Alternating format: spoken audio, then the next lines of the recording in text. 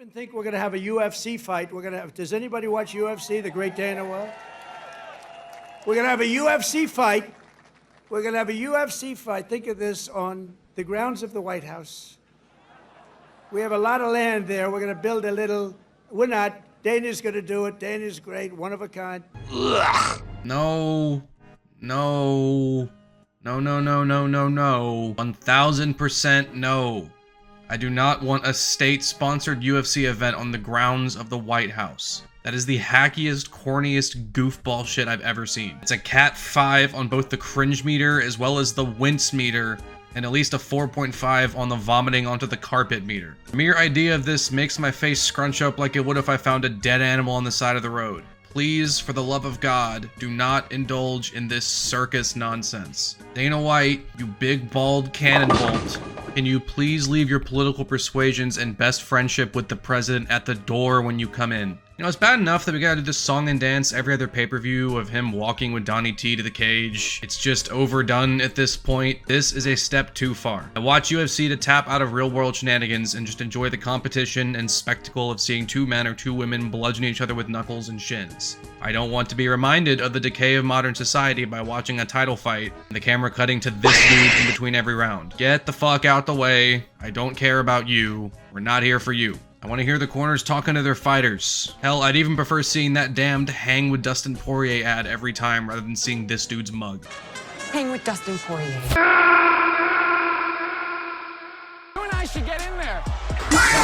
This is not a political channel, and I have no intention of ever making it one. I want you guys to come here and engage in MMA discourse and laugh and have a gay old, silly old, jolly old time. This is the one time I will make an exception, because I cannot think of anything that would suck the escapism out of the sport through a straw quite like holding a pay-per-view or fight night on the grounds of the president's house and having MAGA flags and Secret Service out the ass everywhere. Furthermore, the camera constantly panning over to the president on a podium doing his little wave would get excruciating real quickly.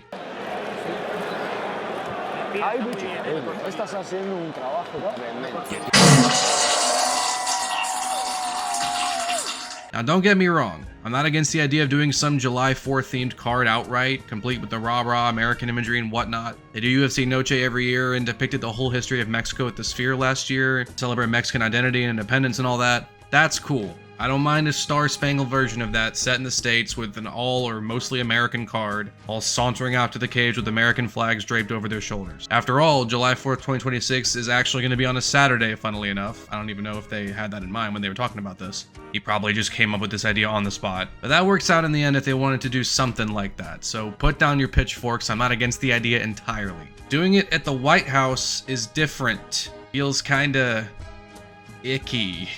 I don't think I'm being unreasonable when I say that it will probably quickly become less about America and more about Trump specifically. I just have a feeling it'll feel incredibly masturbatory, distracting, and most importantly, incredibly fucking lame. Just so very lame and stinky. And on top of that, what's especially funny is the two guys who are lobbying the hardest to get on this potential card are a pair of individuals that I could very much go the rest of my life without ever having to hear from again. Jon Jones and Conor McGregor. Good God almighty. Just go away, please. Go back to your yachts. We're doing fine, thanks. Jon Jones retiring in the way he did was pathetic and deflating, sure, but I was personally really excited to just see this division move forward with Aspinall at the helm. We could finally get past this whole fiasco. But all of about 10 days later, and oh boy, looky what we have here. You can't keep getting away with it!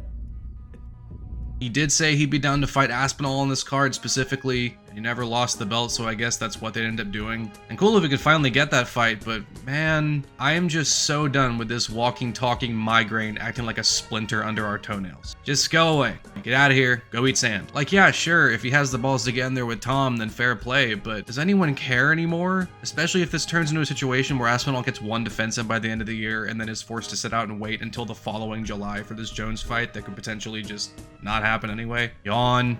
And then there's McGregor, who is such a weird little stinky smelly goblin at this point that literally any news I get of him being strange or coked out or hitting someone in a nightclub or whatever, it's just unshocking. I could get a headline on my feed telling me that Conor stole the Eiffel Tower and then posted a story being like this.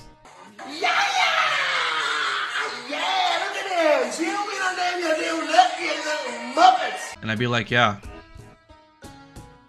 He also wants in on this card, posting an AI-generated image of him facing off against Chandler to boot. Apparently Dana White loves it. Ooh boy. Are you guys excited for McGregor versus Chandler? Holy cannoli, I'm ecstatic. You guys can't see it, but I'm literally bouncing off the walls and doing somersaults like Yoda right now. I'm crapping in my hands and throwing it at the ceiling with glee at the idea of a washed Chandler versus a catastrophically washed McGregor. Let's just be so for real right now. McGregor is never coming back. He is never putting a toe in that cage again. I'll believe that when I see him eat the first punch. Our trust in this man to make it to the dance is so thoroughly dashed against the concrete that I don't think a matchup being booked will ever elicit any real hype. So kindly, pretty please, give me a fucking break already. Now, despite all my complaining, I don't actually think this is gonna happen.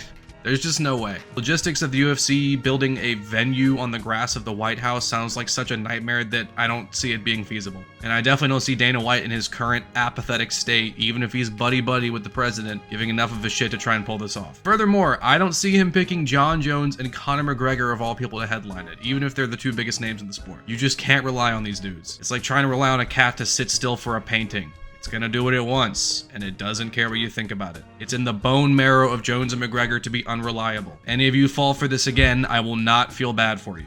So yeah, again, anyways, this isn't gonna happen. It's not gonna happen. And I hope I'm right.